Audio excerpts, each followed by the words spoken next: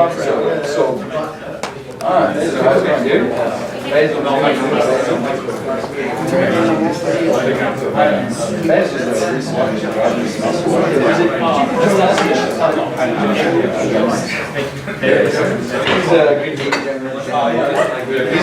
one's pretty much useless. It's like this setup size. Tell me what you want. This one.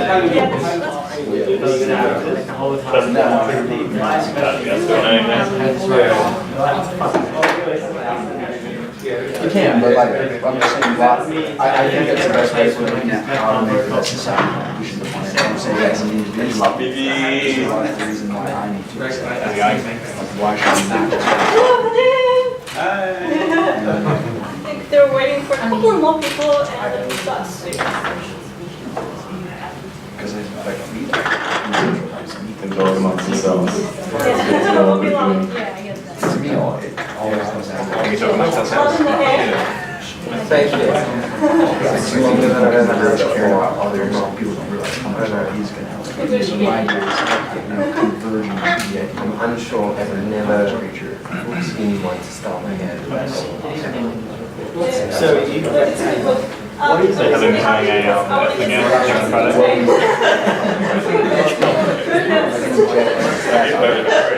What I would say, I would Yeah, I mean, basically like actually he's going to have the whole sort of decision of working it. It's definitely going to be amazing. I got him have one funny round. She came up and started yelling. I think you went when they were yelling at like one of the guys. She's like, she talked to me. She's like, she talked to me. See if I can hear it. I wanted to turn around. society, you say it's wrong, you have to make that right. As an individual, What else did you do with education? So we're trying to set up a youth league. Yeah, we're doing some work for that. Yeah, we've got someone from the, do you know Priscilla? Yeah, so she's, they'll have to take a lead. So she'll talk there. I mean, the main thing is trying to get you over. Yeah, we're going to go and let you know.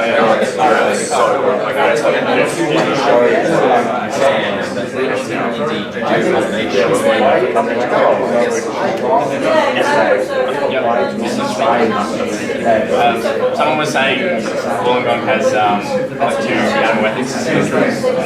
Yeah, right. They are.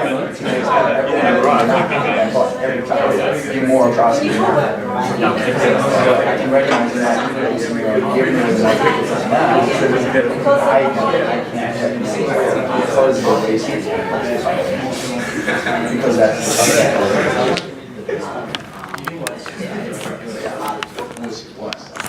That's 10 years anniversary coming up. I'm doing a talk about what I want to do is about Hey, that's what I wanted.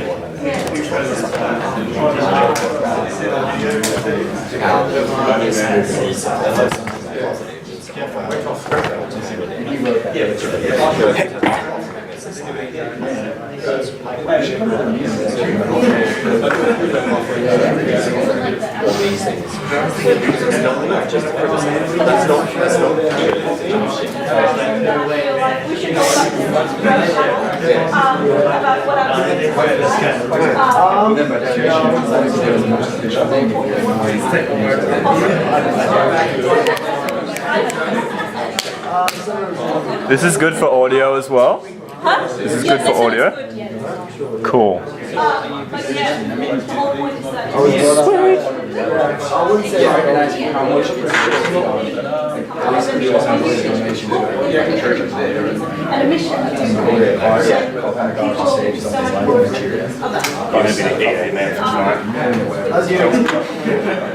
Oh yeah, and by the way, in the questions, it's gonna be very quick. So I'll just be asking a list of questions in 20 minutes. And then if you've already covered in your journey, you don't need to answer it. It's only if you feel like you need to answer it. If someone else already answers it, don't worry about it. question anyway. Yeah, it's like, I guess, like just at least to open the question, like lots of can have that, and then the answer is what's just put more on, you know, try to pitch that back, even tangent a little bit, something that will work well, nice and free. Can we ask everyone? Yeah, no, I think like, especially like a disagreement, just hash it out. Yeah, I want to try to make it as fun. It's always going to be. Yeah. Like, I want a bit of back and forth. As much. Yes, fine. Meeting. No, I didn't have to send it to him. I saw it. Okay, we're going to start at 6.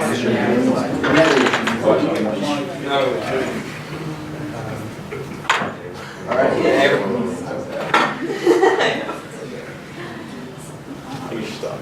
Should start now? Everyone's ready. Okay. Everyone's ready. All right. Okay. Is it already played? Should be good. Okay. Okay, hello everyone. Thank you very much for coming here today.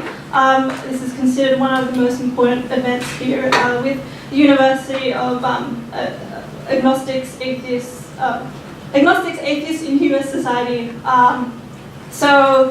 My name is Lisa, and I'm going to be I'm the former president of the society, and I'm going to be your speaker and moderator for today. The intentions behind holding this event is to give rise to a movement of new atheists who are dedicated to using reason, logic, and science to make this world a better place.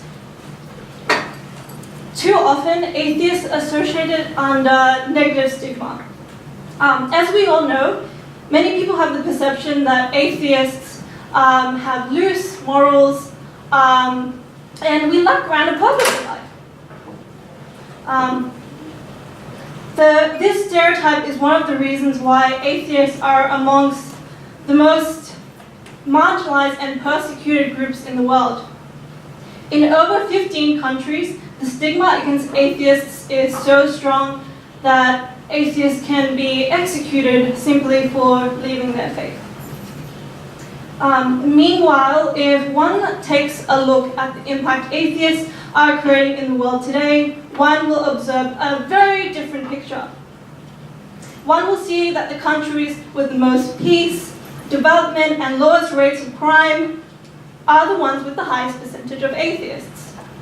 One will see, based on PW research, that majority of the world's scientists working towards saving lives and developing a better future for us all are, in fact, non-religious. And most importantly, one can see that some of the most vocal activists speaking against some of the biggest moral issues of our time, such as stoning, female genital mutilation, honor killings, and childhood abuse, are the atheists and secularists. So we have to ask ourselves, if the statistics are showing that it's the atheists that are leading the way for a kinder, more compassionate, and developed future, then why are we scrutinized so vigorously for our morality? If we care about challenging the stereotype associated with atheists, saving the lives of the victims of religion, and setting an example for a better future, we need to speak up.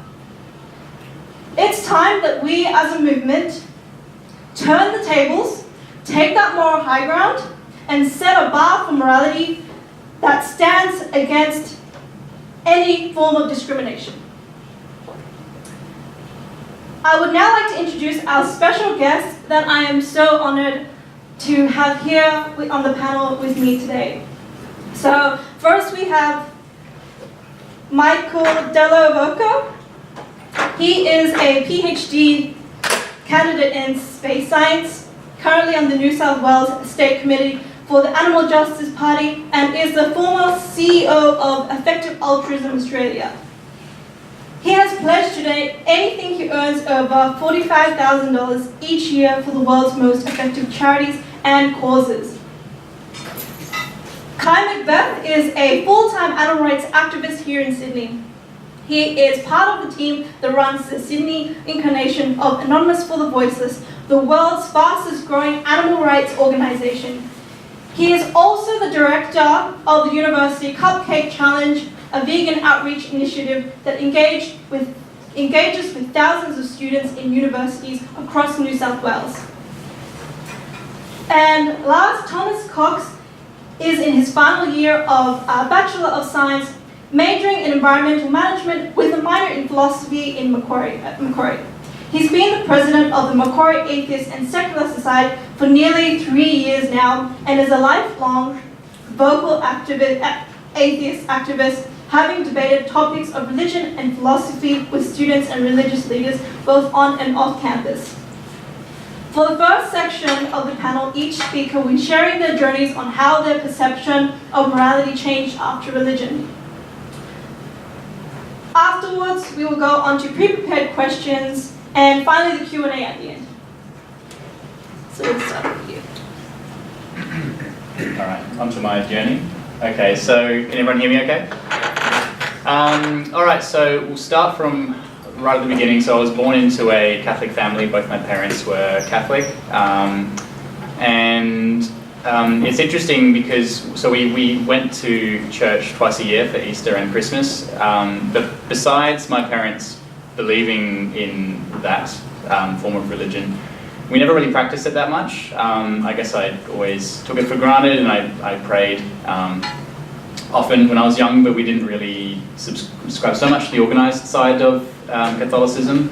I went to a Catholic Jesuit school for most of my schooling in Adelaide, and just kind of furthered the idea of taking it for granted. I took everything about Catholicism for granted, and then it wasn't until I left school, and maybe a year after that or so, I started to question it, because at school I was going to compulsory mass 1 to 2 times a week, and it was just very drilled into us that that's the truth.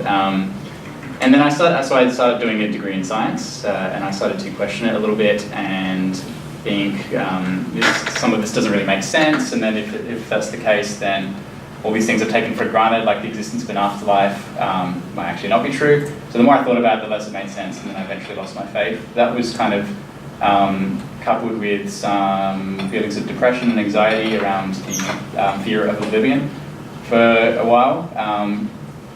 I guess the way I sort of ended up getting over that was I started to think about what I want to do with my life, and I thought there's no point worrying about something I can't change, so I might as well just try and do as much good as I can in my life. So the way I defined good for a long time was purely by the lens of Catholicism, but accepting that wasn't the case, that wasn't true, then I wondered, is that really the best version of ethics? And ever since I first heard the word utilitarian when I was about 20, I kind of realized, yes, I think that makes perfect sense. I think it makes the most sense. I wouldn't say I'm quite a moral realist, but I think utilitarianism is the best form of ethics, which I can go into more detail later on if anyone's interested why I think that. But then, so going on from that, I started to support different charities and think about, how can I do the most good? And so discovering effective altruism was kind of a lucky and natural next step for me, the idea of using our limited time of resources, how can we do as much good as possible? How can we maximize the amount of good? Or in my perspective, how can we reduce suffering as much as possible, maximize well-being as much as possible? And that led me to, I guess, where I am today. So I'm doing a PhD in space science because I'm interested in the risks and the possibilities of the far future, things like asteroid impacts, colonization of space. And then led me, of course, to becoming a vegan and becoming an animal activist. And I guess that takes us to today, so I can stop there, I guess, and hand over to Guy. Good segue. Alright guys, how are we doing? Thank you all for coming today. It was probably exactly a year ago now that Lisa had brought me in with her society to come debate this Catholic maths professor on politics and religion, who was about 60 years my elder, I think. Not 60, maybe 50 or 40. Alone to say, in the year that's transpired, it seems like I feel like I've upgraded in my sort of co-panelists and the people I'm speaking with. On that, a little bit about my story. I'll try to keep it relatively brief. I was brought up in a relatively secular family. I think my mother at the time of my childhood had still some reservations about religion. She probably classified herself as sort of Christian, transitioning probably into agnosticism. My father classified himself as an agnostic, but the sort of kicker for me is I'm from the deep western suburbs. Oh yeah. And I was sent to a very, very fundamentalist Christian school in Blacktown. And it's sort of a pity that around those parts the religious private schools are usually the only game in town for parents who have fears of their children going off into the ether of what Blacktown is. And so going to that school and having spent, as you do, I spent 13 years at that school. It was kindergarten to all the way to year 12. It was a pretty long slog. And through that I was indoctrinated into Christianity. I believed every morsel of it with all of my heart. And at about perhaps 13 or 14 years old, I began to question things. I can easily say if it wasn't for my exposure to the internet and material on the internet, that I would still probably be a fundamentalist Christian to this day. But in reading material from the likes of Richard Dawkins and Sam Harris, in order to initially try to refute these, what I viewed as sort of evil baddies, I started reading what they wrote, and I sort of started realising that I didn't have much that I could say against it. And eventually the point came for me where it wasn't particularly the historical or scientific absurdities in the Bible that moved me away from Christianity and religion, but it was the sort of moral and philosophical gaping holes that existed inside of their intellectual frameworks. So things, good people burning in eternity if they don't believe in God, and morally horrible people repenting on their deathbed and receiving life, eternity in heaven. And so it was things like that that moved me away from religion. And then at about 14, 15, I became, I think it's a sort of a bit of shock when you come to that realisation. I sort of, I guess, was a bit angry. And so I spent my last 3 years of high school just being an antagonist to every teacher that I could. And so I think, and arguing with people on the internet for all of my evenings. And fortunately, I've sort of graduated from that point now into, now I argue on the street with people about veganism. So, but from that, atheism and religion's role, particularly in moral philosophy, still interests me greatly, and so I'm glad to be here today speaking on it. Hey everyone. So I was raised pretty much in a completely secular household. It's not something, religion wasn't something my parents ever talked about. But moving into high school, my parents sent me to an Anglican high school because I think, like so many people, they associated religion and religious people with morality. They thought that religious people are moral people. And I very much thought the same way at the time as well. But it was sort of in going into a religious high school that I sort of came into some conflict with that idea. It was also the first time that I heard the term atheist. So even though I was an atheist my whole life, having never believed in God, I never really identified with that term simply because I wasn't aware of it. But coming into a religious high school, of course, I heard the term atheist bandied about in this negative way of, they believe the universe just popped into existence, and they believe we came from monkeys, and they believe this, that, and the other, and they just make up their own sense of what's right and wrong. That atheists are immoral people. And once I figured out that atheist meant somebody that doesn't believe in God, and I identified myself in that, I naturally started to get into some of these conversations with my teachers and with my peers about why atheists are immoral people in their view. And it was in that religious high school that I started identifying as an atheist, that I started sort of championing atheism and spiraled into sort of what I'm doing now at Macquarie, running the Atheist and Secular Society over there. yeah, and through that time, I took the time to go to youth group, to go to Hillsong and some churches with my friends, and to read through the Bible, not once but twice, because you always get told you have to read it fully and in context and everything like that. But I still couldn't come to grips with what these books were saying, what these people were saying, and this idea that they were right. In a moral sense. A lot of these people were telling me that they wouldn't be good if it wasn't for religion, if it wasn't for the Bible and the Ten Commandments and things like that.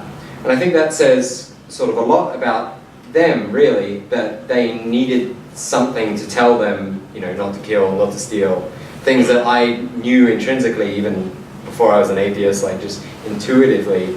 And yet these people claim that they're only being good because of a law or because of a threat of divine punishment or divine reward. And so that's why I've come to sort of talk about the issue of morality and religion a lot more now, because I don't really see how the two can be compatible, as opposed to somebody who's doing good without these kind of threats or promises of rewards and things like that. The only other thing that happened in high school of note is that I managed to get my girlfriend at the time pregnant at 16. And being in an Anglican high school, they had strict rules, Bible length apart with your opposite sex peers and things like that. Didn't work. But it's funny how, for all this talk about what would Jesus do and love thy neighbor and love the sinner but hate the sin and stuff like that, it's funny how quickly they all run away from you and they all shun you when suddenly you are the sinner. And it just struck me as somewhat hypocritical. It's certainly not the Christian way, but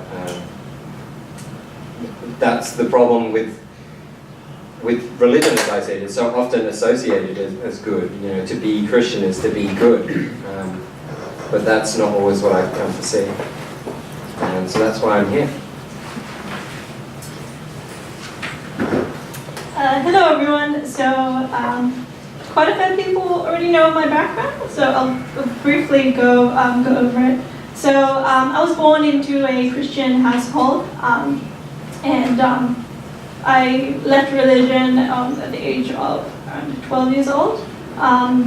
But then when I was 16 years old, I dated a Muslim, and through that I ended up becoming a Muslim. And through that I'll basically explain my perception of morality. So before I delved really into atheism and into really strongly into morality, I had a morality that was very, very influenced by the far left. So I had the perception that all cultures are equal, that we had to respect all religions and cultures, and if you hurt people's feelings, you're a bad person. So that made so much of my moral framework, and because of that, it made me very easily influenced into other religions such as Islam. So throughout my time with Islam, I assumed that it was okay, everything was fine, the morals are the same that I would normally practice in Christianity. But it wasn't until 2 years later, actually discovering into the religion, looking into the morality, I was confronted with the reality of being a subjective moralist. So I actually, when I looked into the morals of religion, I found out that they actually believe that it's okay to kill somebody who leaves the faith. Stoning was moral. In some cases, female genital mutilation was moral. And I was horrified by this. And that's when I realized that there's something wrong with subjective morality. And I realized there were so many problems with having an absolute morality, which you can find in a lot of religions today, because it keeps society from moving forwards. When I was looking into Islam, the history behind it, I noticed that there were so many people that used morality through logic, reason, and empathy, and tried to push society forward, try to help people who were victims of the religion, and they were killed because of it, and because people stood for absolute morality. And that made me change my stance on religious morality, and I stopped viewing it as a positive force for good.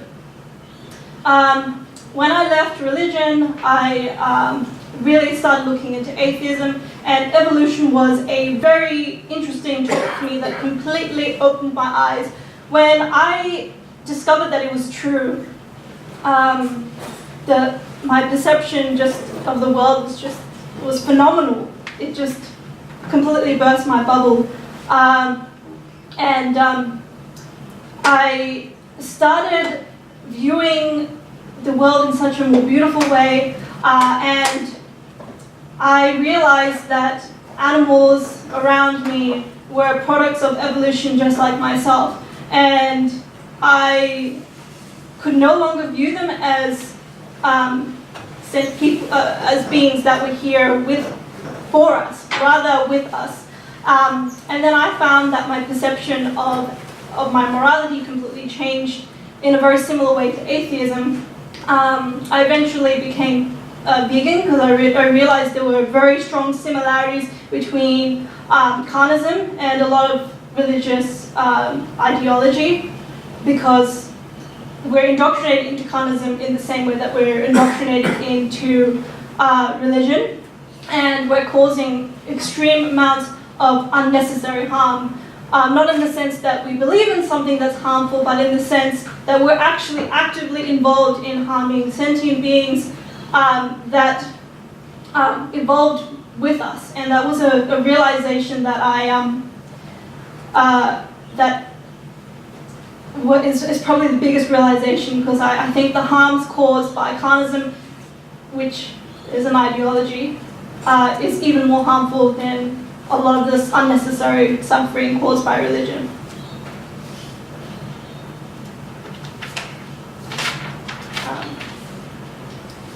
So now we're going to be going a bit more in depth to understanding people's moral perspectives. So I'll be asking a couple of questions, and it's going to be very free-flowing. So if you've already answered this in your journey, then you don't need to answer it. And if you'd like to add something that has value, then please do so. So the first question is, where does your morality ultimately stem from?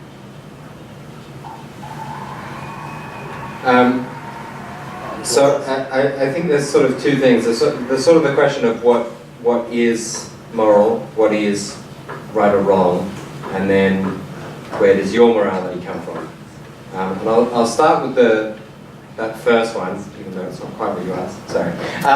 Which I think is that there isn't an intrinsic sense of right or wrong. I know religion would say that, but if you look at what's right or wrong when you're playing a game of chess, putting somebody in checkmate might be the right move, but it's not right in a moral sense.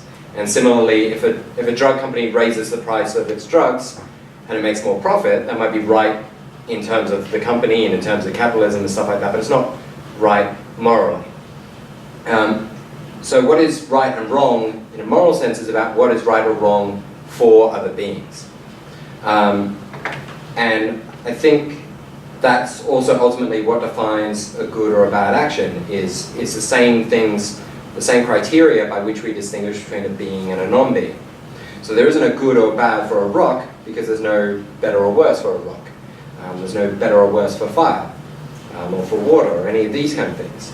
There's only better or worse for things which have certain criteria, the same things by which we would call them a being, which is sort of consciousness, the ability to feel pain and pleasure, the ability to have desire, a sense of will. And I think taking away from these things, to take away something's consciousness, to cause it pain, to violate these criteria is to violate what makes them moral, to act immorally.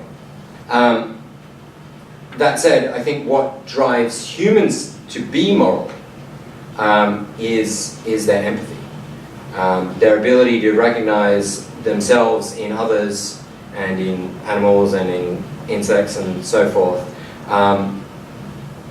And this ultimately comes down to how much you understand other creatures, how much you interact with them. It's why we tend to give more to charitable causes that are at home rather than overseas, why we tend to care more about humans than about animals, or at least I do. Not to say that they're irrelevant, but just to say that empathy and that sort of tribalism is sort of, I think, ultimately where our morality stems from, even though there's a slight divide between that and what is right or wrong in a less subjective sense. Can I ask you a follow-up question? Absolutely. Do you think, you're talking about it's stemming from empathy, and I definitely agree with that. Do you think empathy works well as the best basis for it, for morality? I think I think there is only empathy. So people talk about morality being as what we ought do, and I think empathy is the only thing that provides that drive, that gives us the urge to act in a right or wrong way. However, if you act on just empathy alone, then I would never vaccinate my son, for example, because I don't want to see him cry, right? But I'm acting out of empathy through rationality, knowing that in the long term, this is for his well-being. And so we can't act purely on empathy, but empathy is what provides that drive to do good and what ultimately makes us good beings. Look at like psychopaths and things like that, they can often be quite rational and act in very sort of selfish ways, but they're not empathetic. You can't make them care, no matter how much you try and reason with them. They're only going to care to the extent that it's selfish. Empathy is ultimately not selfish, it's all about the other, and acting in accordance with the other is sort of what is good, as far as I define it. Did you want to dig into utilitarianism, or? I can go next, sure. All right, so my code of ethics, I guess, at least today, kind of just comes from thinking about it a lot and reading about it. So I said I'm not a moral realist because I don't think there's anything I can say that will make you say, yes, I should, do good, or whatever that means. Would you like to explain what moral realism is? So moral realism is kind of just the idea that there are objective moral truths. Thomas kind of touched on this a little bit about morality, so just to say that there is one true form of ethics, and it's correct in the sense that, as Thomas was saying, there are correct moves for chess. I'm probably not doing I'm probably not doing it as much justice as it deserves, but that's the gist of it. So now my I guess version of that is I don't think there's anything I can say that will make you say, yes, I should care about doing good. But I think if you care about doing good, however you define that, I think you have to. If you don't think that, I'll back up here. So there's two things. There's two parts of utilitarianism. There's reducing suffering, and there's increasing or maximizing well-being of sentient minds. Now, I think everything. So everything that we value because it ultimately leads to less suffering or to more well-being. So if we value something like rights, whether you or lack of exploitation or anything like that, I think whether you even admit it to yourself or not, you value that because it leads to less suffering and more well-being generally. I think so. I mean, we're evolved to fundamentally these are the only two things that we value. And so my view is if you think you're valuing something else, at least if you're not bringing religion into it, you're not being honest with yourself, I'd say, or maybe you're even, so I might even say maybe it's a little bit selfish, because if you're saying I value these other things called rights intrinsically for other people, I mean, other people, whether they admit it or whether they recognize it or not, I think they also fundamentally only care about reducing their suffering and increasing their well-being. I will say that I think probably some religious people wouldn't view it this way, but I think most religions kind of is a form of utilitarianism anyway, because it's just that you think most of the suffering to be avoided and most of the well-being to be had is in the afterlife, and so you're trying to maximize the number of people who avoid the bad place and get to the good place, or you're trying to keep your deity or deities happier, or try and make them less unhappy.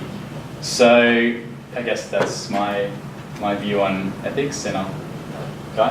I'm good on this one.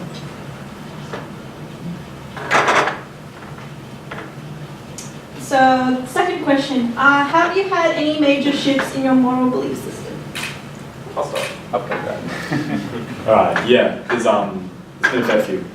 Probably 2/3 that I can probably pinpoint the most. The first one was the initial move away from religion, sort of finding what I found was honestly in the natural world, a better basis to be a better human being to my fellow conscious creatures, or at least other human beings at that time, in that I found when I was trying to enact being good in the religious context that I grew up in, it seemed all too much like I was simply ticking boxes, and it wasn't good being done because I cared and I had empathy for other people, but it seemed like it was underpinned far too much by ticking boxes and appeasing rules, I think, like Thomas said a lot as well.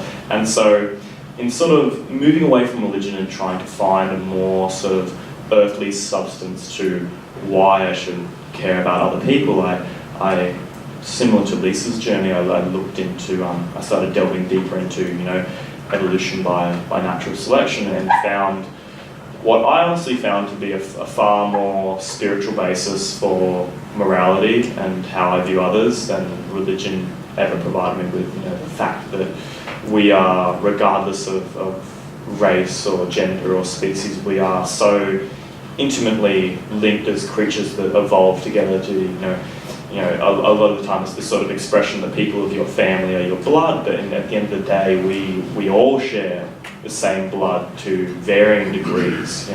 Us as humans, to the degree of 99 point something percent, with chimpanzees very close to that, and even with a pig or a cow or a dog, still very much so. So if there's any more of a spiritual outlook to things, of why we should treat our fellow conscious creatures well, I didn't find a religion, but I found it in the natural world. And the second sort of shift and awakening I had was around sort of my transition into adulthood at around 18. I actually finished school, and I sort of started realising, after looking into certain things that I hadn't really discovered anymore, things like animal agriculture and veganism, and then further into effective altruism and utilitarianism. I looked at the people around me, and I knew from school that you didn't need religion to be good, and there was plenty of good secular non-religious people around me. But then I sort of had this second awakening in how I viewed those around me and their moral systems, and I sort of found that although most people seem to be good members of society on the surface, people in regards to their core values reflecting how they act, everyone seems to talk a pretty good game, but in regards to actually enacting it, I found it quite hollow in how I sort of started seeing how people behave and the consequences of their actions. Part of that was discovering the horrors of animal agriculture, and then almost all people having their core values being against animal cruelty, but then going and paying and supporting it 3 times a day. Actions didn't align with beliefs. Similar thing with effective altruism and discovering the nature of high impact charities and the good that we can do around the world, and then still people, there's the famous, popularised by Peter Singer, the sort of example of the drowning child in the pond, that most of us would save a drowning child in the pond, even if it meant risking a $5,000 suit that we're wearing, if it was in front of us, right? But I found the people around me, even my family and closest friends, wouldn't even really spare a couple of dollars to give to people overseas it seemed all too quickly that the new car and the new job and the new clothes became far more important, and their actions, once again in their day-to-day, didn't reflect their beliefs. And so that was sort of two major shifts that I had coming to the point where I am now. I'll just quickly add something. I don't think I have anything else to add to that question, but I just wanted to touch on something Thomas said earlier about valuing non-humans equally with humans or something like that. I think that's roughly your words. I can't speak for my fellow panelists, but I just want to be a little bit picky there and say that for me personally, I don't necessarily think that all non-humans have equal worth with humans. There are a lot of morally relevant factors in there. So for example, I just don't think that I think there are some sentient minds that don't have the same capacity for suffering and well-being as us. For example, I think insects, we're not certain that every type of insect is sentient, but we at least we can place probabilities in them being sentient. But even for ones that we're pretty sure are, like bees, I wouldn't value a bee equally with a human.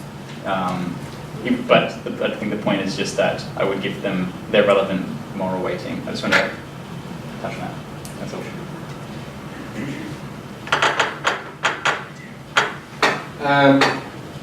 In terms of things that I've shifted, I haven't had too many.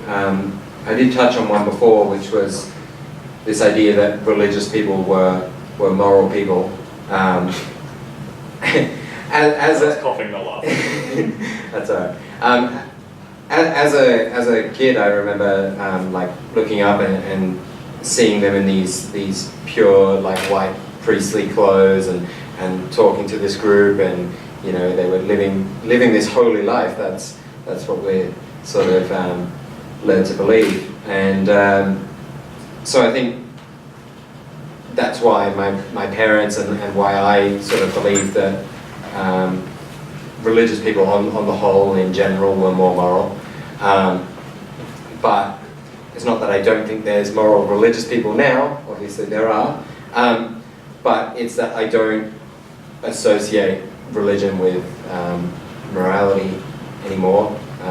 If anything, the inverse. I'm sure we'll get more time to touch on that later.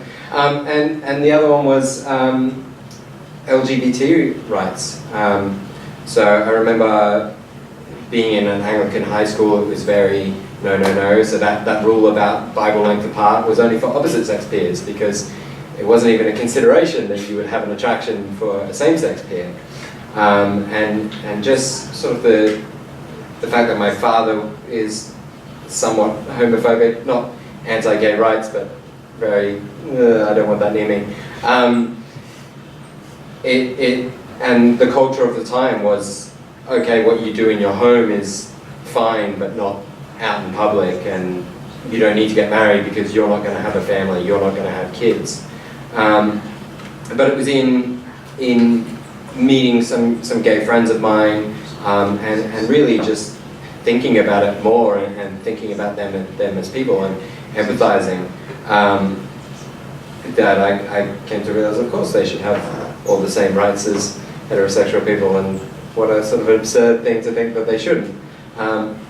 But I guess we're all kind of, in some sense, subject to the societal norms of the time and our upbringing and things like that as well. So, not a major shift. I wasn't extremely homophobic or anything, but I think that's the moral shift that most people will have. These small shifts from being slightly inclined away from something to then sort of thinking about it and changing your mind just a little bit. And I think that makes all the difference when it adds up. Just to respond a little bit to Michael, so he mentioned that he valued life depending on sentience. So I have a different perspective where I do factor in an animal's or an individual's sentient. However, I also plan to factor their contribution or level of harm towards society, or their what they contribute to the ecosystem as a whole. So, for example, if we had an AI who was more sentient but was causing enormous amounts of destruction to the planet, was eating humans, that was more sentient than, say, a bee, I would still value that bee's life more than the AI because of the amount of well-being they're contributing to the world as a whole. So that's the distinction I'd like to make. We'll leave questions at Q&A at the end. Do you want to respond to that? Just quickly, if I could. I mean, if you're adding their contribution to the system as well, I think humans are probably the worst contributors to the system. Yeah. So would that then mean that their moral value is diminished below that of, I don't know, bees, which seem to just objectively contribute to the system? I can't think of an example of where a bee takes away. I was stung by a bee. You were stung by a bee? We've got a victim over here. Can everyone pray for him, please? Yeah. Yeah. Nature fights back. Yeah, so it's just, oh, yeah, we're getting very controversial here, so. But it's good. So yeah, I actually define myself as a misanthrope. I view humans as a collective as very destructive to the planet, the same way that I would view AI if they were mass killing humans. I view us in a very similar way. As individuals, however, I don't, view you as evil. I just kind of I view humanity as a whole as enormous amounts of evil, especially with how we contribute to mass killing of sentient beings around the world. So yeah, that's my perspective, and I'd love to be challenged on that because I don't think it is a very positive outlook on the world, and it will help me a lot if you do challenge me on that. But I like to be as intellectually honest as possible. So to answer the second question on the major shifts in my belief system, there have been a couple. So the first one was when I realized how much suffering there was caused by religion, and I started questioning the moral character of God, and he just seemed far too human to be this divine being, so too egotistical, and I ended up realizing that I wanted to do what I could to fight against a lot of the evil that was caused by it.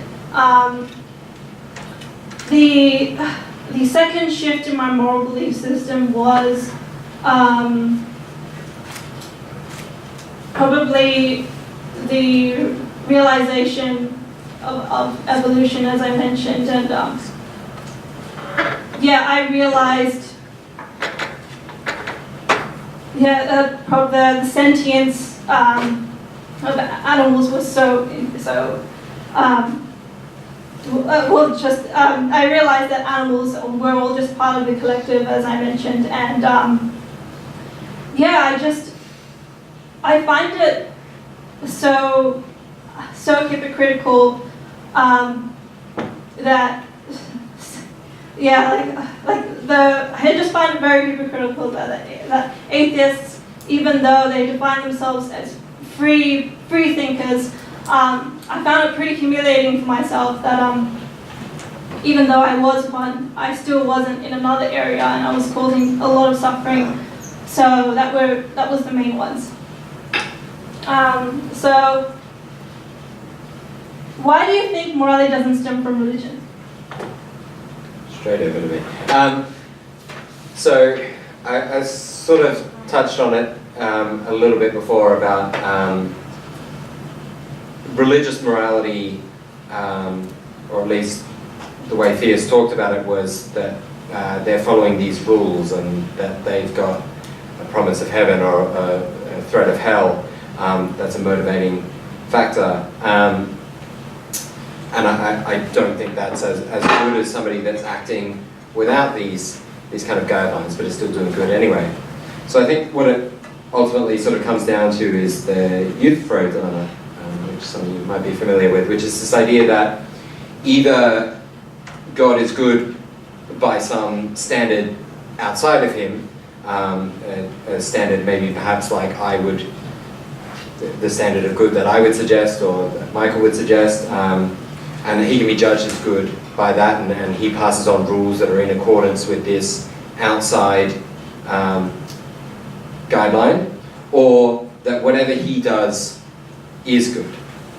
And if it's the latter, that whatever he does is good, well, this is ironically the criticism that's often thrown at atheism, that, well, what does it mean to be moral if you can just make up whatever you want is good?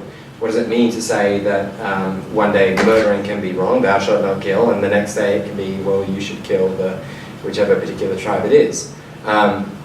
Without that consistency, what does it mean to be right or wrong?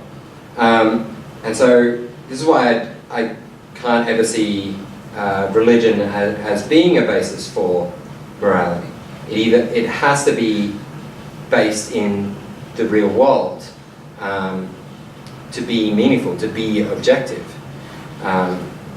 This idea that atheists have a purely subjective view of morality, when in fact the atheist's view of morality is based in the real world, although it obviously varies from person to person, it's at least based in the real world, whereas the theist is claiming to get it from one subjective being. It's variable based on what that being is saying. And so, yeah, I mean, that's why I don't think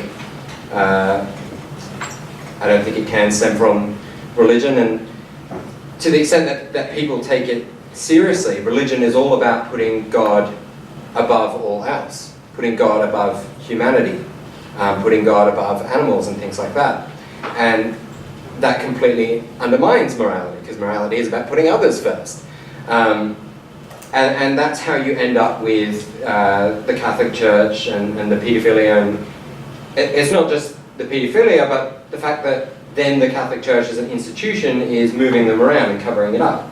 It's because they care more about the house of God than they care about the children.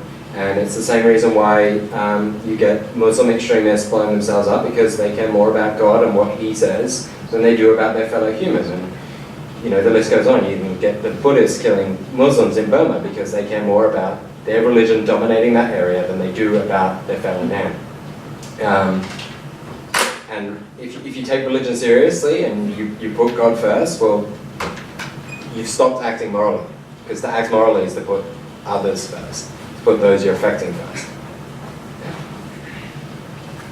Yeah, I think Thomas summed that up pretty well. I guess just to summarise what I would say of that, it's basically the same line of thinking, is that I don't think religion can inform a good basis for morality the same way I don't think an earthly dictatorship can. You know, there's nothing particularly special when you have the dictatorship graduate from, you know, the throne in Pyongyang to the heavens that makes it any more moral. Like you said, if we're basing it on he said so, it's going to produce some moral absurdities.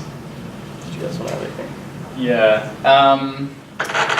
So I have to say, I think if someone could convince me that some particular religion, let's say that Zeus was real and that, you know, the Greek afterlife was real.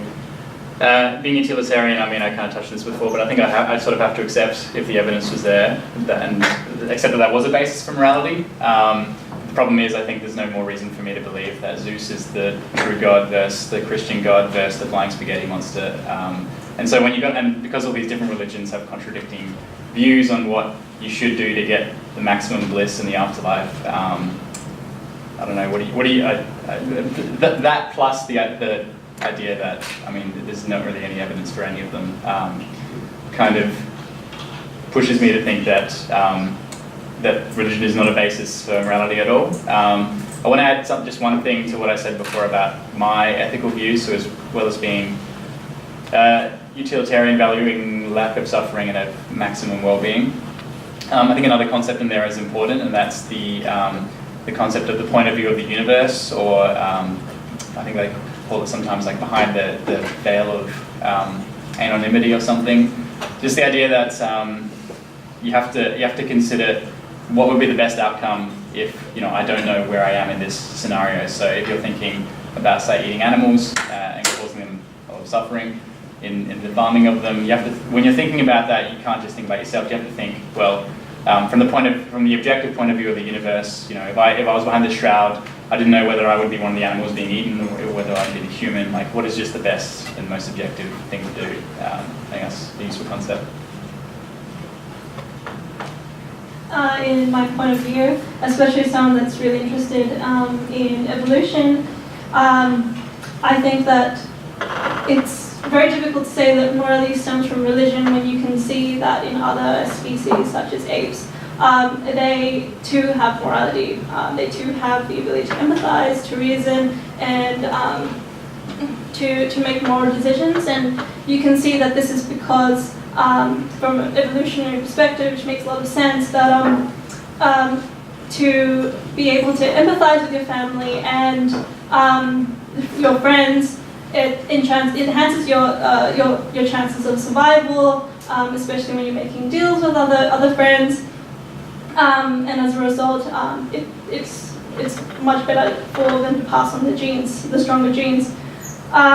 There's also the argument that morality existed before religion. So religious people would have to answer where they got their morality from. And yeah, that's it. That's in general my usual response to that question. So number 4. Do you think science determines morality?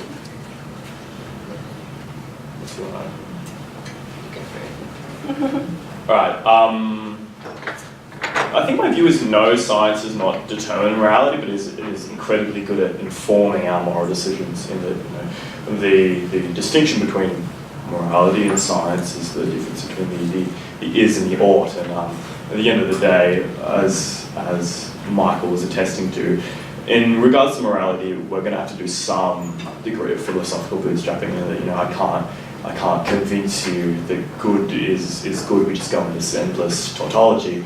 But in the way that I share my view with Michael in utilitarianism and maximising well-being of conscious creatures, I think science can very much inform all those decisions in what is the nature of consciousness, how do we best promote well-being, not only in the simple understanding of those concepts, but how to get from point A to point B. And I think in regards to morals, it's similarly objective in the way that science or even mathematics is, in that I spoke on this last year when I debated that said professor, and that a lot of the religious criticism towards secular morality is where does it stem from? Where does it stem from? Why do you value this? Why do you value that? Who's to say that's important?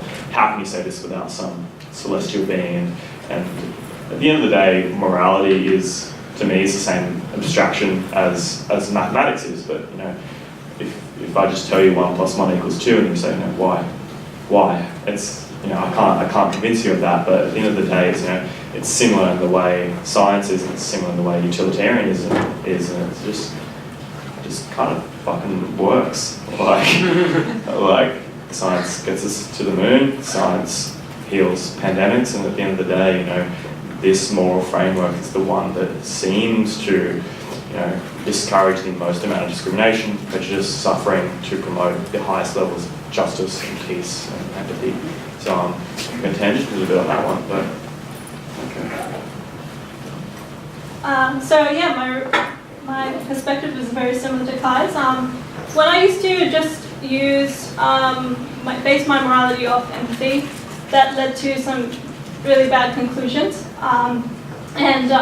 I eventually realized that it's through science, which is probably the best way that I can determine morality, because that inevitably leads to the most amount of suffering, because you can actually measure what causes the most suffering if you test it. For example, as he said on sentient beings, like I used to think that fish weren't sentient, and therefore I didn't put any moral value onto them or care about their suffering. But the moment I figured out through science that fish are sentient, then I gave them moral value. So science can be extremely useful, and I think it should be used. We should always include science when thinking about what's the moral questions. In everything that we do.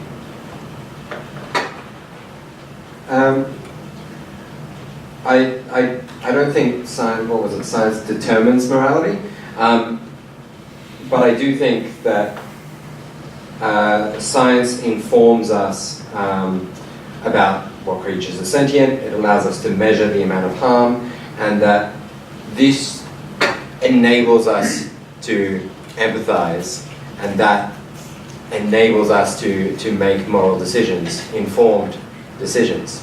And so I think it's important in that regard, but I wouldn't say it determines it. I think what determines it is empathy, but to use empathy effectively, you need that information, you need that rationality and reason to do effective altruism and things like that as well. And so science is important, at least in that regard. Oh, these guys said it all for me. Okay, this one's a good one. So, what do you think are the world's most pressing issues? Would you like to start off? I can start off. Okay, cool. I want to drill down on that word pressing, because I think there are some issues that are big in scale but not necessarily pressing. So, for example, I think, yeah, so what do I mean by that? Pressing, I guess pressing means there's some kind of cutoff point by which we get to some catastrophic scenario where, we just can't work on it in the future. So, from that sense, if you think that the far future is good, as in it's better that better that the future exists than it doesn't exist, then existential risk should be extremely pressing. So, for example, like these kind of events that might cause the extinction of humanity or extinction of all life. Some of them we can do something about, some of them we can't. So there's catastrophic vacuum collapse, which you can probably do nothing about. That's the idea that there might be an expanding bubble of vacuum and nothingness at the speed of light, and at some point it's just going to hit us, and we'll blink and it's gone. Probably nothing we can do about that. If you think the far future is good, that'd be bad. But I mean, things that we can do something about is thinking about artificial intelligence and how do we create an artificial intelligence that is good rather than causes a lot of suffering. Or how do we even just slow down? Some people argue for slowing down technological progress, that we don't create an artificial intelligence until we have the wisdom as a society to deal with that, and we have the systems in place. And then there's other things like nuclear warfare that might wipe out most, if not all, life. There are other problems that I think are big in scale but not necessarily pressing, so animal agriculture is massive in scale. I also am worried about the suffering of animals in the wild, so I think we can't say that their suffering is fine just because it's natural. I think that is just a naturalistic fallacy, and it's also speciesist in a sense, because we care about humans who suffer to natural causes. Like when a human gets a disease, we want to try and reduce their suffering. Why not try and do that for non-human animals in the wild? So I think those two problems are big in scale, but not necessarily pressing as I'm interpreting the question. Okay, cool. I don't particularly wish to pull too many punches with my answer. A lot of you probably might even disagree with this, but that's the beauty of the Q&A, so please, if you find this sort of contestable, please ask follow-up questions. But I don't think we should dance around what is literally the most important thing in earthly existence. And I think probably a lot of you already know my answer, in that it's to me it's the threat of animal agriculture and the burden it has on sentient beings and moving the world towards a vegan way of living. And I think some of you may feel that my answer serves to sort of reinforce what I do, but in my belief, what I do simply stems from the fact that I believe every shred of evidence points towards this fact. It's the fact that animal agriculture is unarguably the most, the largest scale suffering ever burdened upon conscious creatures. We kill 70 billion conscious creatures a year, most of them, the vast majority of them living in these interminable gulags we call factory farms. That's on land. Yeah, and that's land animals. That's not even considering marine animals, which feel pain. They're not sea vegetables that we measure in tonnage, not lives ended. And the human health catastrophe that this causes through high consumption of animal fats, cholesterol, animal-based hormones, and cancer-promoting amino acids, and our disease burdens on our economies, on Medicare, through the spread of diabetes, heart disease, cancer, and not to even mention the just environmental catastrophe that is so close to us. I think it was the recent article that came out referring to the UN's Intergovernmental Panel on Climate Change that gave us like 12 years before catastrophic climate change starts taking place. And at the end of the day, every shred of evidence points to the fact that animal agriculture is the most destructive environmentally on the planet out of any industry. Responsible for the most deforestation, water usage, land usage, food usage, greenhouse gas emissions. But at the end of the day, to me, I think it's the most pressing because as much as it might be just as destructive, it's not nuclear arms that we need to sequester from some rogue state or an asteroid that we need to blow out of the sky. It's an industry that we can suffocate and we can end simply through our day-to-day actions. So that'll be my answer. Can I just clarify one thing real quick? So, despite what I said about the certain issues being more pressing than others, I do think that in terms of expected value of reducing suffering, animal agriculture is one of the most important things to work on, and wild animal suffering. Just because I don't think they're pressing doesn't, I mean, most of what I do is, I guess, with the lens of trying to reduce animal suffering, non-human animal suffering as effectively as possible. So I don't think it's pressing, but I think it's probably the most important one.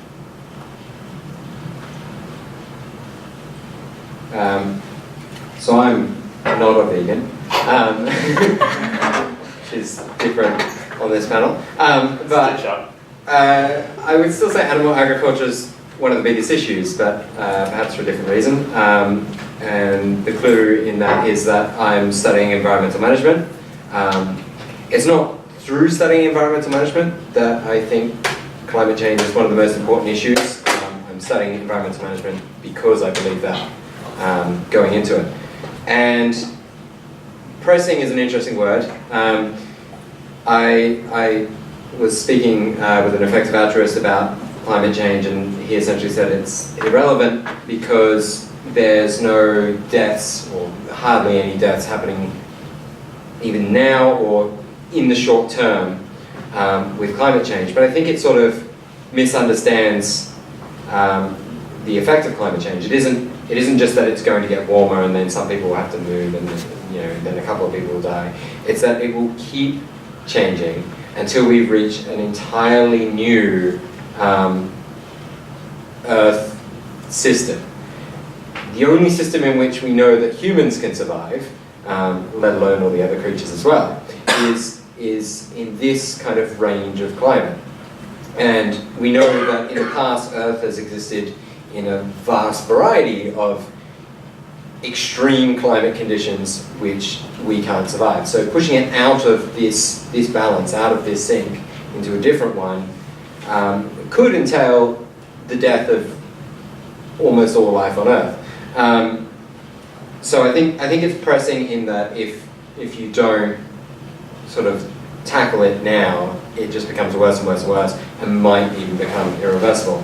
All that said, you shouldn't listen to me at all, because I don't think we should focus on one pressing issue. I think it's very important that we are juggling multiple issues at a time and ensuring that none of them become catastrophic simultaneously. And I don't think you do that by going, well, this is the most important issue, let's all focus on this.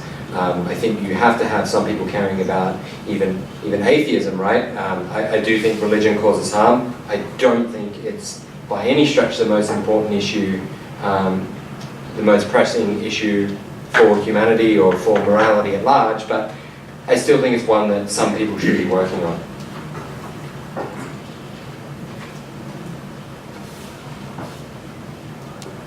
Do you want to come to a question? Can I be cheeky and ask Thomas a quick question? Given what you just said, how come you're not vegan? It's a good question. Not one I haven't heard before. So I am reducing my meat intake. I would love to say that's because I care about animals. I do care about animals. I have a lovely cat. I wanted to be a vet when I was younger and everything. But ultimately it comes down to climate change and not wanting to be hypocritical and stuff on that issue. However, I'm only reducing my meat intake. And why is that? Well, I think it sort of comes down to a question of moral obligation and this kind of idea of moral absolutism as well. So what I mean by that is each person has so much willpower, say 100 units of will. I think that reducing my meat intake is a fairly easy task and one that will have a large impact. And that's something that I'm doing. To go a step further and completely reduce my meat intake or to go completely vegan, it does provide more benefits, but each requires a significant portion more will for each step diminishing returns. I think this sort of idea that going vegan would mean that you've fulfilled a moral obligation is sort of incorrect. And I think there's a lot of things we could be doing, not just in terms of veganism. I also drove here. It was an hour and a half to catch public transport because Macquarie's trains are down. It took half an hour just over to drive here. So I drove here, and I know that's not good in terms of climate change, right? The thing that I was just talking about is one of the most pressing issues. And yet I still did it anyway because there is only so much time we have, because there is only so much willpower that we have. And we should all be striving to be better. We should all be reducing our meat intake, but we should also all be driving less. We should all be buying less clothes or iPhones and things like that from countries overseas where people are treated in terrible conditions. And so I don't think, as important as the meat industry is in both in terms of animal sentience and in climate change, I don't think it's sort of this sole issue, this one solution. And so I'm doing the bit I can there, which is reducing my meat intake. I'm doing the bit I can with buying a bike and cycling to uni instead of driving into uni and things like that. And I'll continue to do my bit in many areas to reduce my impact morally, to reduce my impact environmentally, to improve my health. I think we should be striving to be better in all respects. And I'm trying to do that with the finite willpower I have. No, I think we should probably open it up to the floor. Yeah. Does anyone have any questions? I know I saw a lot of faces coming in that I thought would give us some other questions. Man in the back. Hey guys. Hey. That was really good. Thanks, I just man. want to ask all of you a question. Do you know where your clothes are made? Where my clothes are made? Yeah, any of you. Yeah. Mine's made in America. Oh, that's good. Yeah. Most I'm assuming you're trying to sort of make a You're point seeing about. where I'm going, Yeah. Like, do you want to phrase the point? I guess it's kind of implied in what I'm asking, but I'm a little bit concerned. I 100% agree with vegans Yeah. as a principle. Yeah. I think that it will do nothing but improve the state of the law. Most of you know Yeah. my religious background. And Yeah. But yeah, I'm 100% in agreement with you guys. However, I see much more of a push for veganism in this society. More than that than I do for, say, things which are, as mentioned before, enslaving other sentient beings, such as the manufacture of clothes, Yeah. most of which are done in destructive conditions, most of which the factory conditions in which they work are also contributing to climate change in a negative way as well. So I'm wondering, are we all to be like thinking about all of these things? Continue. No, it's a good question. I'd say, in sort of breaking it down to its fundamental basis, which is, there's more to it, but it's sort of just an appeal to hypocrisy, and that, the existence of other issues doesn't justify holocausting animals for food, right? Like the same reason that veganism existing, I can't just go to you and say, oh, my slave labor clothes are fine because veganism is important, right? It doesn't really, that's not really how moral issues work. At the end of the day, you can be vegan and wear ethical clothing as well, right? And I think at the end of the day, the sort of interesting distinction that I've sort of found, and because the clothing issues are really prevalent, manufacturing in general, right? Particularly in electronics as well. And sort of the interesting thing, I'll speak to a friend that works at H&M, And as much as H&M like to portray this image of a very conscious company, they're not in regards to where they source their labour from, how they contract very, very poorly conditioned factories in Bangladesh. At the end of the day, the sort of interesting issue is that if you go, like me, and you buy from an American brand, what does that actually do to the market at the end of the day? And this is something I'm very much in development about, but does that just simply means those people in Bangladesh aren't getting money, right?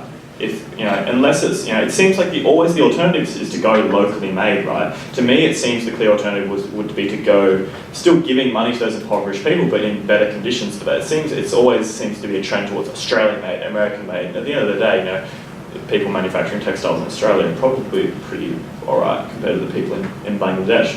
The thing with veganism and animal agriculture that makes it so easy to affect with supply and demand is that these people in Bangladesh, they already exist, right? They already exist, they need work, right? The thing with animal agriculture is we forcibly breed them into existence, and we don't need to be doing that.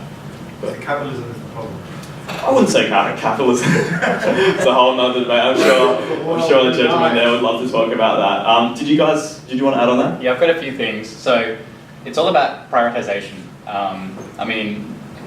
I disagree a little bit with what Thomas said about willpower, but we do have limited resources, whether you're talking about energy, whether you're talking about money. And the fact of the matter is, donating to, say, like a highly effective non-human animal charity is just one of the most effective things you can do to reduce suffering, even if you think animals are like several hundred times less sentient than humans. So now I don't know where my clothes were made because I don't buy my own clothes. I haven't bought, that sounds worse than it is, I haven't bought clothes for like 4 years. I wear the same clothes. Like everything I have has been a gift at some point, whether for a birthday. So because I just don't see the point in spending $100 to buy a new shirt, even $10 to buy a new shirt, when I can keep wearing the clothes that I have, which don't have holes in them, and donate $10 to like a highly effective charity. Now, yes, there are a lot of important issues in the world, but in terms of prioritization, like there are just clearly some things that are more effective to work on. It's going to be different for different people. People have different skill sets and so on, different interests. So take that into account. But I don't know. That's probably. So I just echo what Kai said a little bit about. I think I agree. The idea of avoiding sweatshops isn't actually so clear as people want it to be. Because in a lot of these countries, the evidence recently is showing that. The choice is not for someone in a developing nation. The choice is not sweatshop or good job. It's sweatshop or unemployment and starve your family. So we've got to be careful about if we avoid sweatshop clothes, like, what are we buying from instead? And just one more point, if your choice is between a $20 shirt and a $5 sweatshop shirt, a $20 ethical shirt and a $5 sweatshop shirt, I think the clearer choice is to buy the $5 sweatshop shirt and donate $15 to help people in developing nations. I think it's just by far a much more effective thing to do than anyone else. So we think. I guess you could hit both nails in the head and just make sure you don't buy the shoes. Do you want to pick? Sorry, I'm hijacking this. Firstly, about the textiles, I have a textile background, and when you ask a question like that, and they say morally, H&M, etc., before I forget, I disagree with you also about the, it's okay, you're still a nice guy, I agree with you, about the willpower, I'll go back to that. But the textiles and the moral bit, now for example, H&M commissions a factory in Cambodia, Cambodia buys the fabric from India, the yarn is twisted in China, to actually get that back to a pure organic garment, it's pretty impossible. So I understand your question, and it's a valid question. A lot of the textile companies, that where the garment comes from, unless it's an absolutely, say, perfectly white t-shirt with nothing on it, it could be organically or morally made correctly. But if that's got ink on it, where did the ink come from? Who made the pigment? It just goes on and on and on and on. So that's the textile bit. The other bit was, is this about atheism and morality or veganism? If it's about veganism, well, I'm on board. The lines are often blurred with this society. Apparently there's a correlation. Yeah, but I like the vegan bit. And most certainly add to it. I was on a little journey around halfway around the world, and it's funny enough because I got ambushed this morning by my sister and my mother about my religion. I was brought up a Lebanese Maronite, Christian, Roman Catholic, whatever it's called. I kind of got ambushed this morning, so this kind of worked out well for me. About morality, and my sister and mother blatantly said to me, "You won't go to heaven. You're not going to go to heaven." So that was one of the questions I was going to ask you.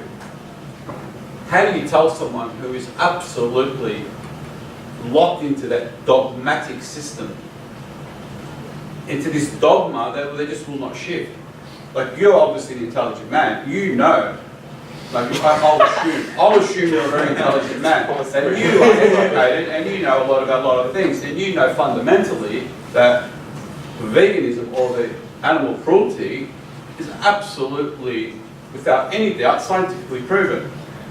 Yet a man of your caliber, I'm not judging you, please, this is only a general conversation. How you cannot have the will and the it's like my sister today, she's quite clever, but she still thinks that her brother, that's me, that studied a little bit of Buddhism, I'm not going to go to heaven.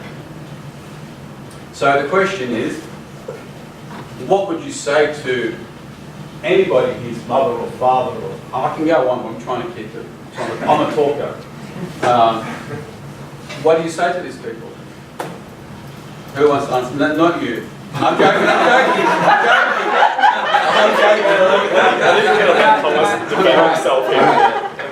This is really good because I can sort of tie all these together quite well. And I'll go you one better with not buying your clothes in like the last 3 years. I've never bought clothes. They've always been gifts. And you said you don't buy, you stop wearing clothes once they got holes in them. I keep wearing them even once they've got holes in them. Yeah, I probably would as well. They're going to be like falling off me before I'm stopping. So I really like your point because there's always this, you can always criticize. You can always look at what somebody's doing and say you're doing better. Even if you weren't buying from a sweatshop and you're buying the ethical thing, right? But let's presume that it's actually ethical. Well, you're still taking part in capitalism. And you could say that capitalism intrinsically makes the wealthy wealthier and the poorer poorer, and that this inequality causes suffering and things like that. And I could criticize Kai for his, I'm sure it's not leather, but leather-looking belt. And you're perpetuating this normalization of leather as a wearable accessory and something like that, right? I can go to all these extremes about how you could be doing better, and we could, in fact, all be doing better. And I could be doing better by being vegan and taking the bus here despite how long it takes me. But that's why I was talking about willpower and obligation. What do we require of people to do? I think we require people to always strive to act better. I gave a talk last week with the Philosophy Society at my campus about purpose. And because we were talking about secular purpose versus a theistic purpose. But my purpose is to leave the world a better place because of me. To leave a positive mark on the world. And that's why I went into environmental management. And I could strive to go one step further and leave no negative mark as well. But I don't think that's realistically attainable. Just in terms of environmental effects, you will always leave a shadow. Humans require energy. That energy has to come from somewhere, and it's usually at the expense of something else, whether it's veganism or meat, even though meat is in fact worse. So the last bit of your question was about what do we say to people? Yeah, how do you answer someone who's so dogmatic or so locked into the dogma, like this guy is Hindi, hypothetically. And he wants to become an atheist, and his family or he's Israeli or I'm Christian. How do we tell our parents? Like, I know how to do it, I'm just saying if you could answer that, generally. How do you tell your parents that How do you have this conversation without having a battle with people? How do you persuade the dogmatic? Oh, okay. I'm not sure you can just tell them and convince them. I think you need to live in a way that demonstrates actively that you don't care.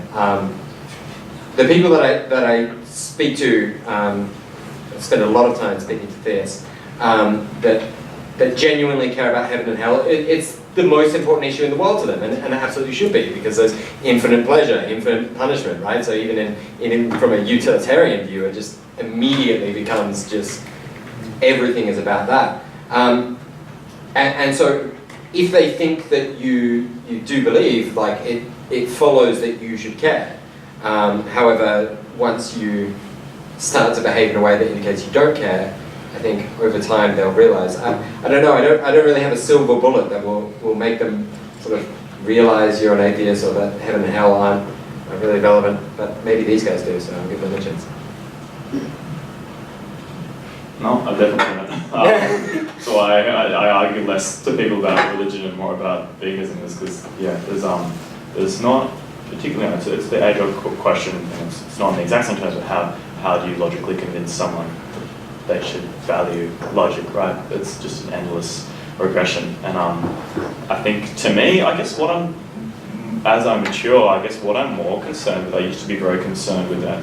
I used to classify myself as a sort of militant atheist. I used to just be concerned with sort of belting down on people and sort of saying that, you believe things that are empirically untrue, and there's intrinsic value in believing the true things. And I'm less focused on that these days, and more focused on, how can we just make people be better people, whether they're Muslim, Hindu, atheist, or anything. At the end of the day, beliefs do inform a lot of behaviour, but at the end of the day, I'd much prefer to have, a Christian who upholds really strong, positive moral values than an atheist who just is nihilistic and doesn't really care.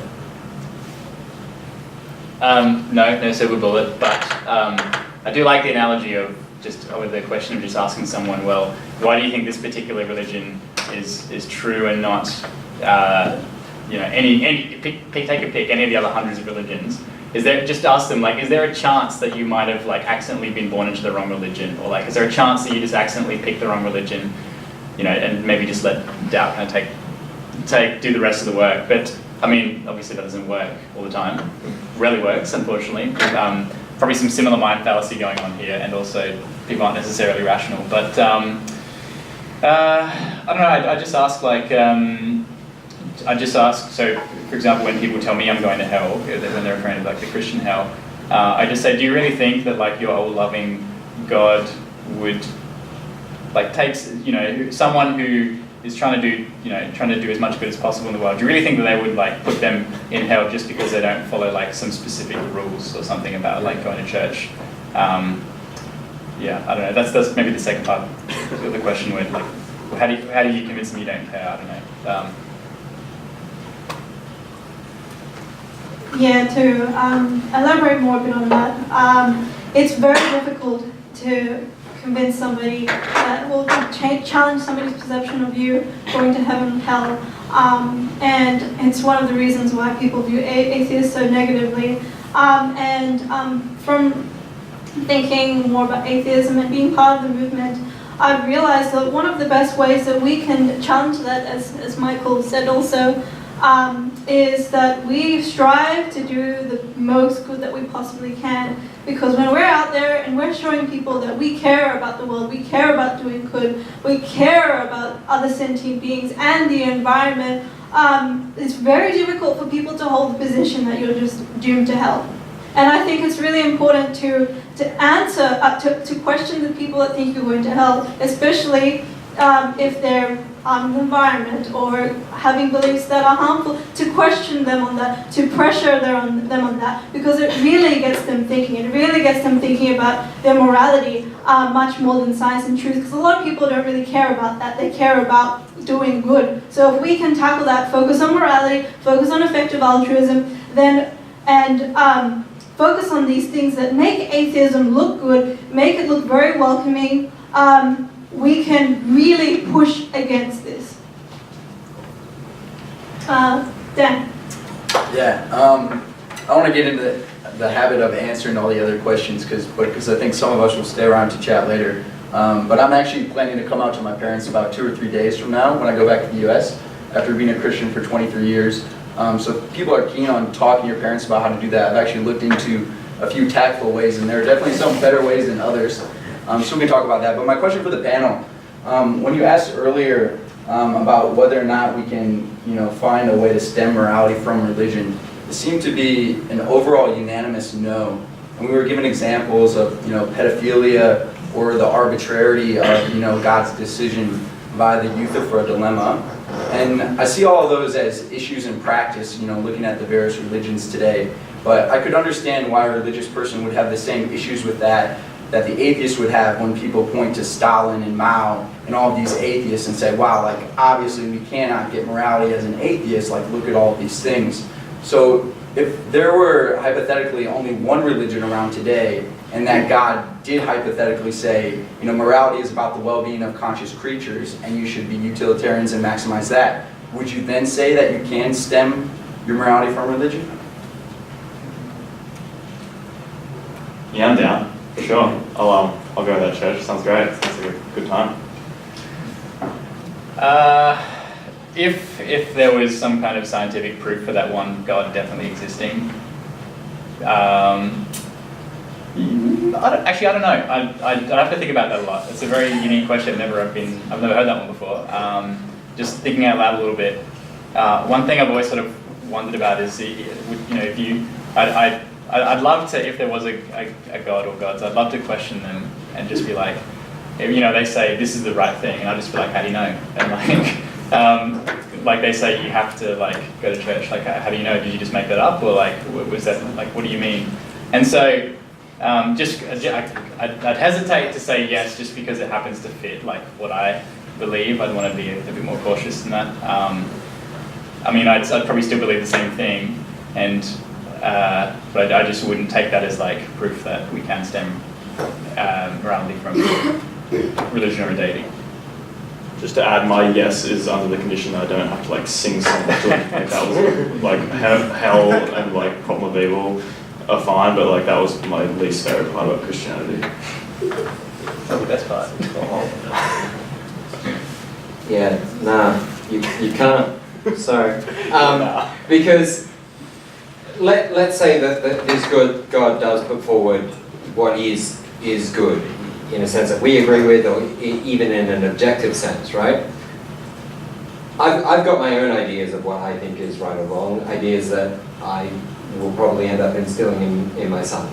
And let's say he blindly follows me with that, and he does good, not based on his own intuitions or his own realizations about the world, but because of what I've told him. I don't think he's a good person in action. He's not of a good character. He's of a loyal and obeying sort of character. There's an example, I can't remember which philosopher said it, so I'm not going to try. But there's an example of the honest shopkeeper, which is, who's a better person?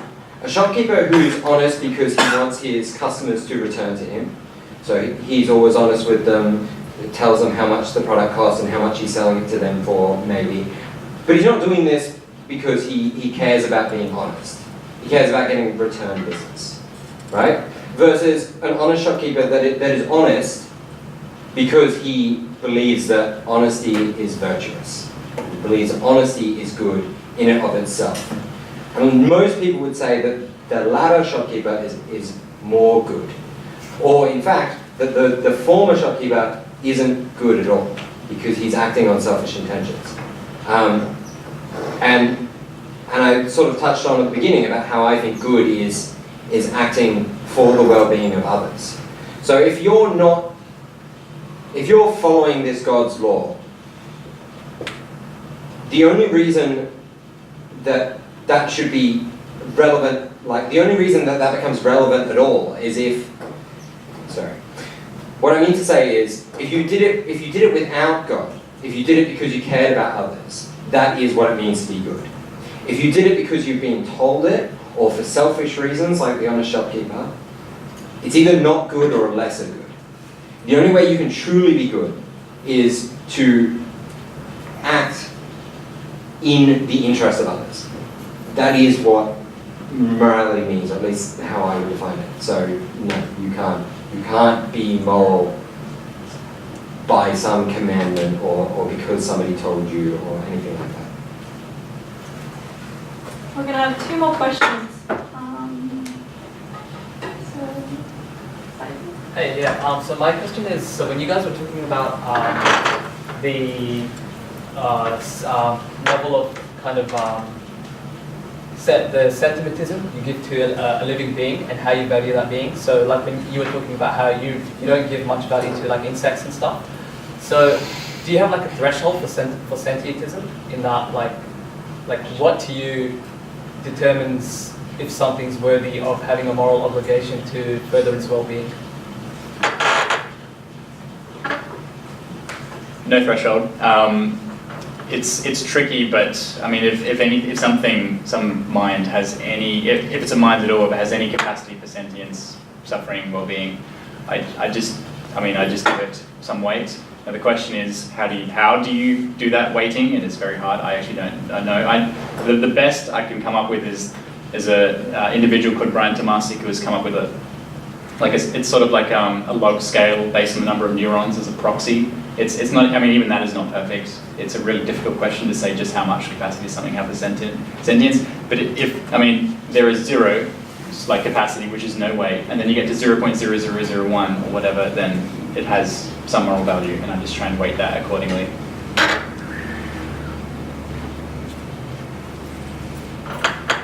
Next question? Yeah, thanks for sharing again, guys. My question is to do with like the basis of which you set your morality on, and like I was trying to gauge where you guys are at in general. Like saying things like we might as well do as much good as we can. And I feel like I got a general sort of vibe of the utilitarian thing of doing as much good as you can for living beings or sentient beings and trying to reduce the harm. But I feel like even when you keep breaking that down, it's not an objective thing, but eventually you're making a subjective jump to say that that is good. And like Thomas, she kept saying like, morality is like not putting like God above humanity, but doing for the good of others. But why is that objectively good? Like at some point you're making a subjective jump to say that that is actually the right objective thing, like good for sentient beings. Like at what point do you actually say, I base it on that? Why is that actually the good thing, the right thing? Can I throw back to you and say, like, do you feel like well-being is good for sentient beings? Yeah, so I'm a Christian. Yeah. And so I guess we've talked a lot about religion, and like it was one of your questions. Yeah. And so I do base that on God. Yeah. That's how I want to. So the sort of the value of well-being of conscious creatures derives from God. Well, it comes to that conversation of like God's very nature being good, and everything springs out of that. Yeah. And I know like we chatted a whole bunch about like that. Yeah. But yeah. Yeah. It comes from I guess at the end of the day, I feel like it just all goes around in tautology. Like can't I just ask you, why is God good? Yeah, I guess like to go back to the questions you guys were talking about, like we are thinking about a hypothetical God who has created everything, who's existed forever, even if his morality, whatever that was, even as we understand it now, is so just ridiculous to us.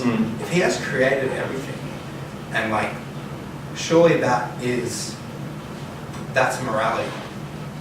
Yeah, I don't think by virtue of something creating something that means it's intrinsically good. I can't go, give birth to a child and then just do whatever I like to it because it's my offspring, or I can't, you know, breed dogs or anything. Like, what about creating something do you feel means it's good? And I think there's plenty of examples in history where there's gods that aren't good.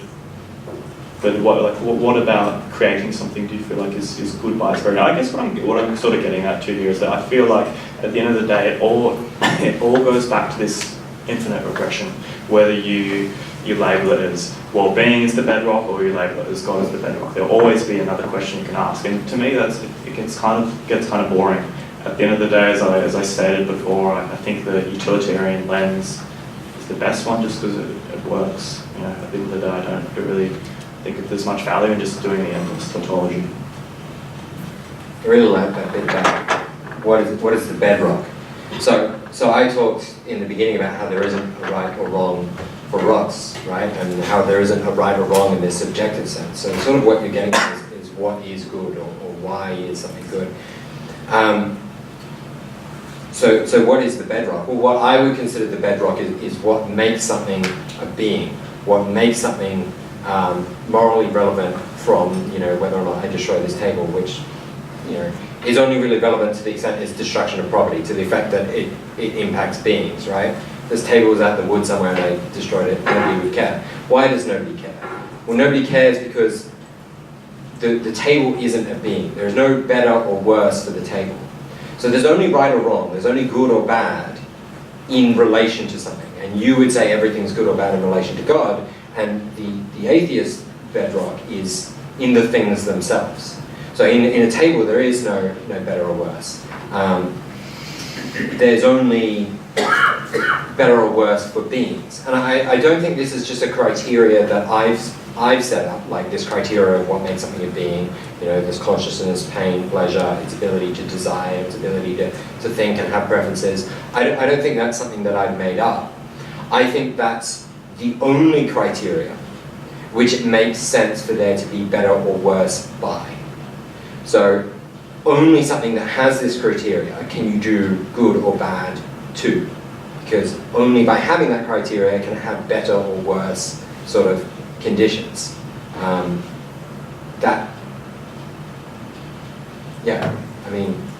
That's the bedrock. That's why something is good. It's because there's a better or worse for that thing. And if you're acting in ways that are demonstrably worse for that thing, that is bad. If acting in a way that's better for that thing, it's good. These things always require weighting, as Michael said, and there's always impacts that it will have on other creatures, you know, myself included when I eat meat, for example, right? It's not just me impacting this thing, it's also it impacting me as well. So there's always this weighing act in in almost every moral situation, but it's based on those bedrocks, on those weightings, which Mike talked about as well, and I quite agree with him on. I'd like to finish up on something we discussed a little bit earlier on why you think that morality is such an important topic to focus on when promoting atheism, especially as somebody who's run an atheist society for 3 years. So I think, like, why are you moral? Where do atheists get their morality is one of the most common questions I get asked. And probably the second most common is that sense of purpose. That's why I did that talk on that last week. Where do you get a sense of purpose? I think a lot of religious people, having grown up their whole lives being taught that morality comes from God, that their sense of purpose comes from God, struggle to understand where an atheist can get a sense of right and wrong, where an atheist can get a sense of purpose and meaning in the world. I think it's important that the atheist movement offers an alternative, that it doesn't just criticize religious morality or religious purpose or religion in general on its logic and rationality and all those things. It needs to offer a counter proposal. It needs to offer a worldview alternative, and I think that's part of why it's so important that we're doing a talk like this today to show theists that there is an alternative way, and maybe many alternative ways of developing a moral system without religion. I also want to add to that. I think why focusing on morality is such an attractive thing for atheists is because a lot of atheists become active atheists because they want to do good, because they want to reduce suffering. And when you introduce things like effective altruism, then it makes atheism look really good. And I want to say that throughout my experience with UR and also trying to change the approach by focusing more on a moral focus, a moral approach, we've been getting so much of a really good response from people who are religious as well. And I think it's really beautiful because I've noticed at events we've been getting a lot more religious people talking to us about the ideas, and we end up forming a community where we are working together with religious people on trying to do the most good. And I really hope that we eventually have a community where we're all involved in focusing on doing the most good possible.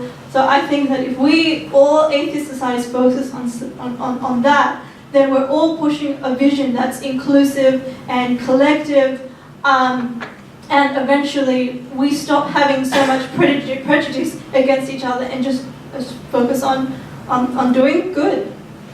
I would like to close now that the Q&A has come to an end by thanking the speakers for taking your time here to express your enlightening thoughts, as well as everybody that's come today for your time. I can't express how important it is to have these conversations, because the future of justice and And thanks to Lisa.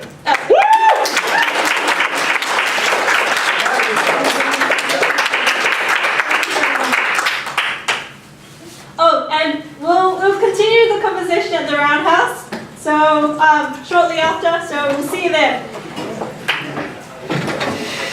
Yeah, best round of applause we've got.